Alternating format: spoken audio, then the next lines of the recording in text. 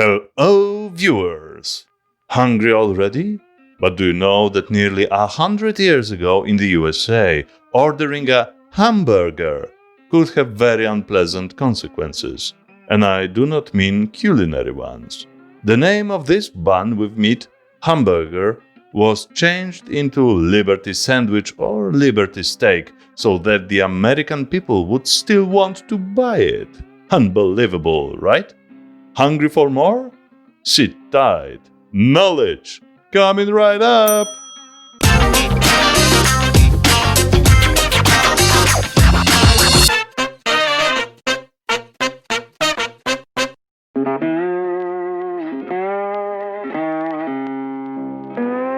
Everything began with the First World War and the USA's involvement in it.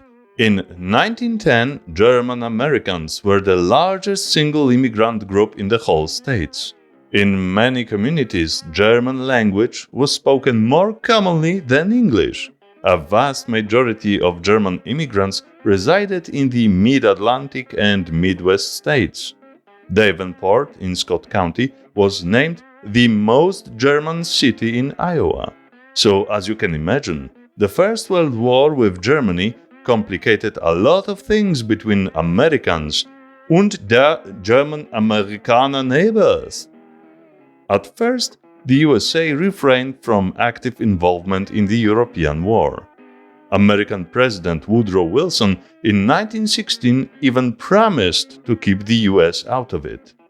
That was to change. So far, the US only supplied Britain with loads of armaments shipped on the board of the civilian sea liners, which they thought was smart and no one would dare to attack a civilian vessel. What a grave mistake! On May 7, 1915, the British liner Lusitania, sailing from New York City to Liverpool, England, was torpedoed by a German submarine. From nearly 2,000 people on board, of whom many were Americans, more than 1,000 died in an attack. Despite many nationwide hostility against Germany and accusations of barbaric attack without warning, which was not true, but I don't know if posting a warning in a form of a newspaper ad one day before the ship left the port is really a warning. It was still not the last straw for the USA to start a war with Germany. And the Germans did their best to provoke Americans. On February 1st, 1917, Germany lifted any restrictions concerning attacking ships around Great Britain, what simply meant fire at will to whatever you want, Herr Capitän. Americans interpreted this as a direct threat to their navy, and 2 days later, on February 3rd, the USA severed diplomatic relations with Germany. 3 weeks later, on February 25, 1917, German submarines sank the canard British liner Laconia, where a couple of the 12 civilian victims were the American citizens. This time, Germans went too far. President Wilson, after the Lusitania incident, already looked like an international wimp. So, on April 2, 1917, he asked Congress to declare war on Germany and her allies. 4 days later, on April 6, 1917, the USA joins the First World War. Wilson broke his promise of keeping the US out of the European conflict, but kept his face. The same month, Wilson created the Committee on Public Information to control public opinion and raise enthusiasm for the war. A year later, a Sedition Act will be passed, granting government power over thought and speech, which meant that everything said or written against the USA was deemed illegal and could be a basis for imprisonment and fines. So long, famous American freedom of speech.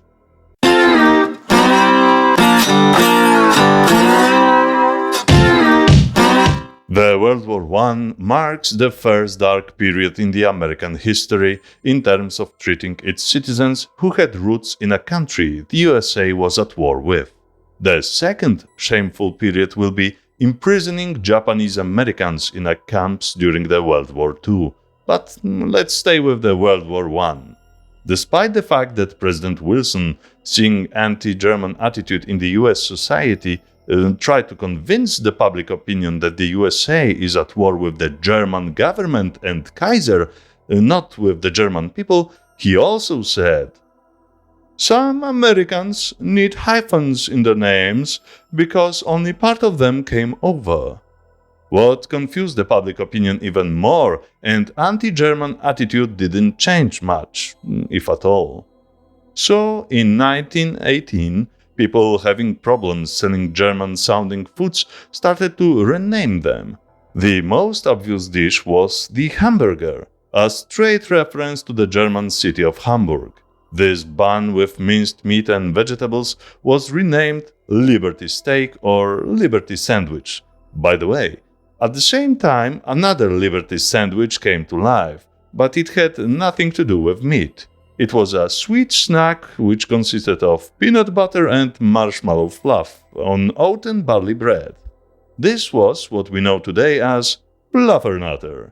Well, ordering a hamburger was frowned upon even years after the World War I. Next was, of course, sauerkraut. The German stigma of the dish caused serious 75% drop in sale and consumption. A barrel of sauerkraut before war cost $45 to $50, but after the US entered the war, the price dropped to $14 a barrel with no buyers in sight. The Federal Food Board was informed that in New York City alone was enough sauerkraut to feed fair-sized German army. Something had to be done. There were two options to rename sauerkraut. The first was branding it Liberty Cabbage, the other, more enigmatic, Pickled Vegetable. Of course, Liberty Cabbage won. It would seem that everything sounding German was simply renamed Liberty. Frankfurters were named Liberty Sausages or hot dogs.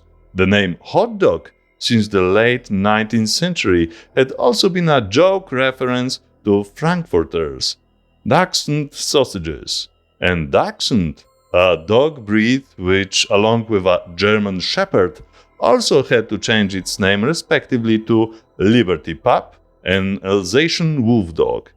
It reached absurdity when German measles, rubella, became Liberty Measles, and German pretzels, having no alternative name, had to vanish from bars and food courts. Well, in 2002, the US President George W. Bush nearly choked to death on one of those. A pretzel vendetta? Who knows? My mother always said, when you're eating pretzels, chew before you swallow. Listen to your mother.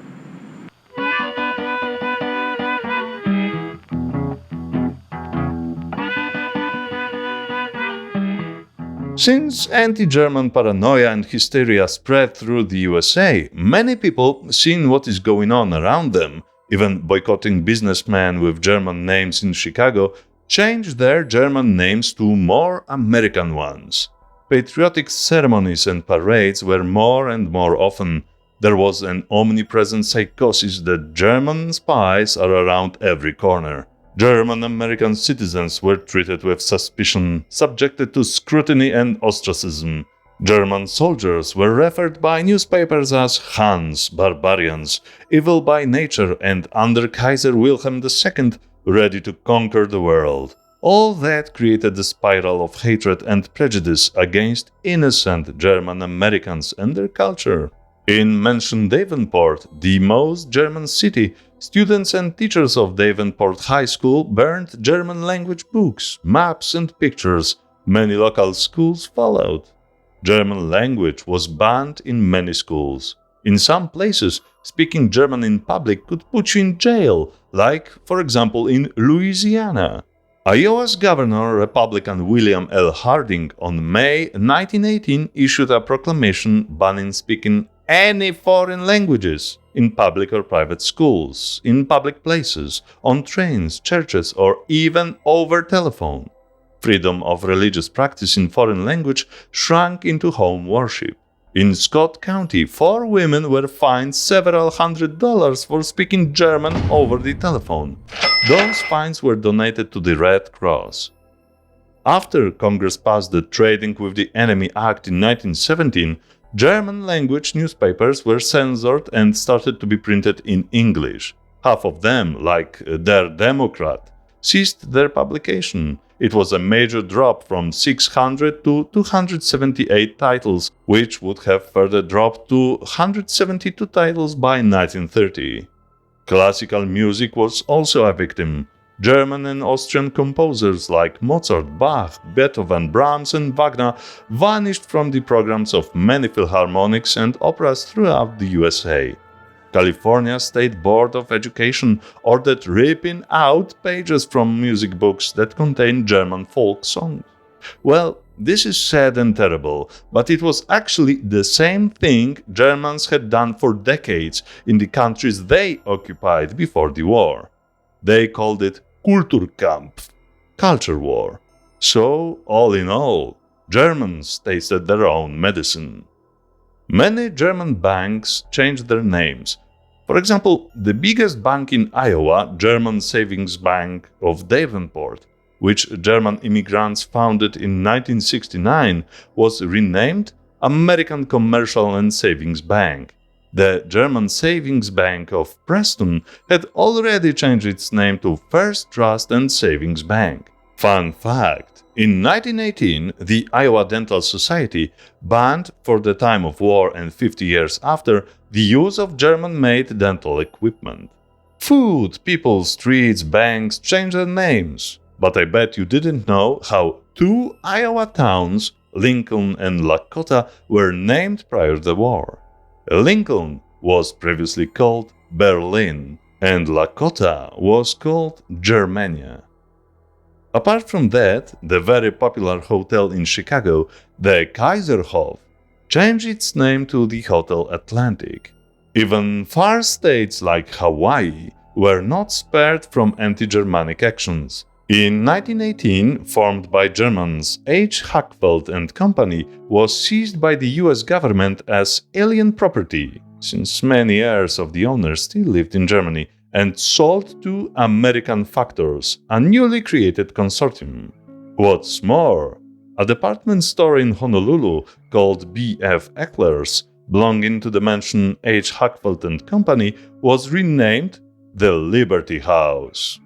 Davenport's Schutzen Park, which had an inn, dance hall, zoo, roller coaster, bowling alley, was visited by thousands of people per day during major events, went bust in 1923, even though it was renamed Forest Park during the war.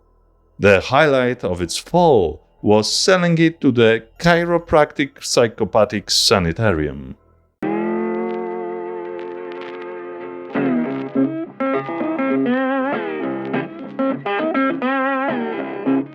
The Germanophobia had grave consequences for German Americans. Those suspected of being disloyal to Uncle Sam had to prove their loyalty by publicly denouncing fatherland, pledging allegiance to the United States, or parading, wearing and kissing the American flag like it happened in Davenport. Some Iowans were even publicly flogged, covered with tar and feathers, and their houses were painted yellow, a color associated with disloyalty.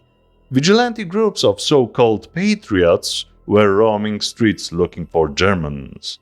The most illustrious example of anti-German hysteria happened in Davenport's cinema called the American Theater, where the movie Beast of Berlin was displayed, showing fighting German soldiers in Kaiser army.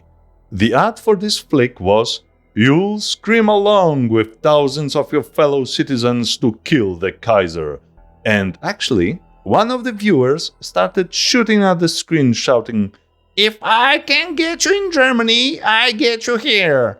There were no charges pressed, since he later explained, "I just became so mad I could not help doing what I did." After the war ended, by the end of 1918, things started very slowly to return to normalcy. with a few bumps.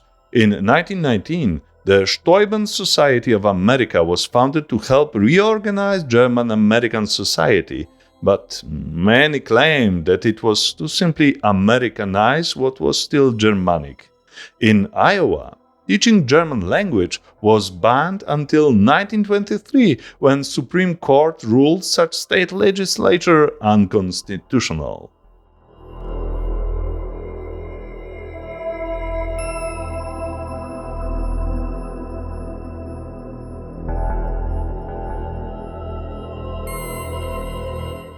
During the World War I, there were 5 campaigns encouraging American people to buy Liberty bonds or Liberty loans to raise money for the war led in Europe. And buying Liberty bonds was not as voluntary as one may think. First of all, every Federal Reserve District had quota of bonds to sell to their residents.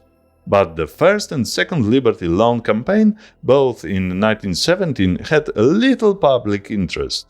Therefore, in the case of the third and another 2 Liberty loan campaigns, recruiters, sellers of those bonds, used color-coded card system where they recorded names of those who refused to buy bonds or the number of bonds they bought was too small. Not buying or buying not enough was very badly taken by the public eye. The pressure for buying bonds rose. Even ministers in churches urged people to buy them. Some newspapers started to print a list of names of slackers, those who didn't buy enough, along with their wages.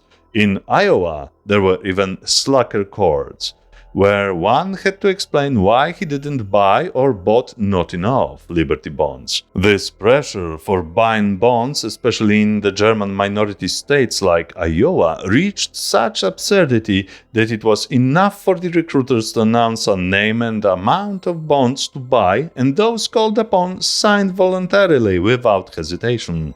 From the previous section of this educative video, you know what happened to those who were German-American and accused of being disloyal to the USA.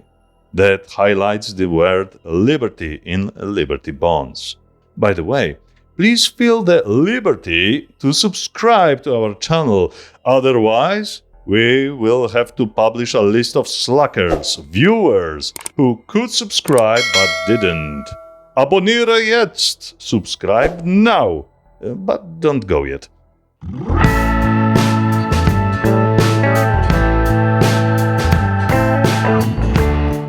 There are 2 words American politicians love to add or alter in order to attract public opinion. One is liberty, the other is freedom. When, in 2003, France did not support the invasion of Iraq, in American congressional house cafeterias, French fries and French toast were renamed Freedom Fries and Freedom Toast. In February 2003, in many newspapers was printed an Associated Press story, Freedom Fries, Not French Fries, presenting the restaurant Cabbage at Beaufort, North Carolina, which initiated this peculiar idea of renaming. Cabbage owner Neil Rowland said even that he was inspired by similar actions against Germany that took place during the First World War, when sauerkraut was called Liberty Cabbage, and that French fries and French everything needs to be banned. Well, this statement is an example of what happens when too much fat blocks veins to your brain. Nevertheless, in 2007, Rowland obtained a trademark registration for the term Freedom Fries. French embassy replied that fries are from Belgium. There is also a theory that the name French is not from France, but is from the culinary word Frenching, which is slicing the potato into strips. And as far as the French toast is concerned, it comes from the 5th century Roman dish apicius, that came to France in the 15th century. Touché! Sometimes look up things in encyclopedia before you make a fool of yourself who takes his vengeance on food, like American Dad did.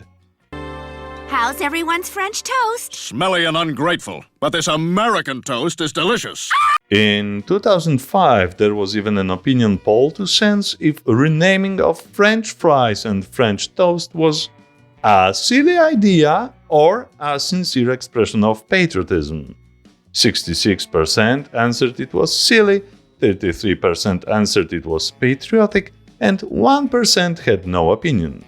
By 2006, French fries quietly returned to government canteens and cafeterias, and those politicians who came up with freedom fries and freedom toasts regretted it ever happened. In 2003, PETA, People for the Ethical Treatment of Animals, wanted to rename the town Hamburg in New York, USA, Veggieburg, because the name Hamburg conjures up images of slaughtered cows and unhealthy meals. Well, the mayor of the Hamburg town pointed out that they have neither slaughterhouses in town nor any animal farms. In short, the name of the town stays the same. In 2019, American Department of Energy referred to natural gas as freedom gas and molecules of US freedom.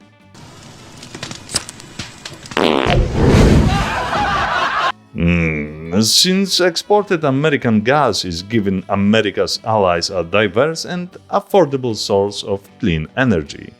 So, what do you call Russian gas then? Tear gas?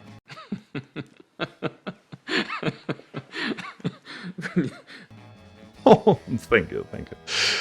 As you see now, humans can be angry not only with somebody or something, but also with totally innocent things and people that may have somehow linked with the object of dislike.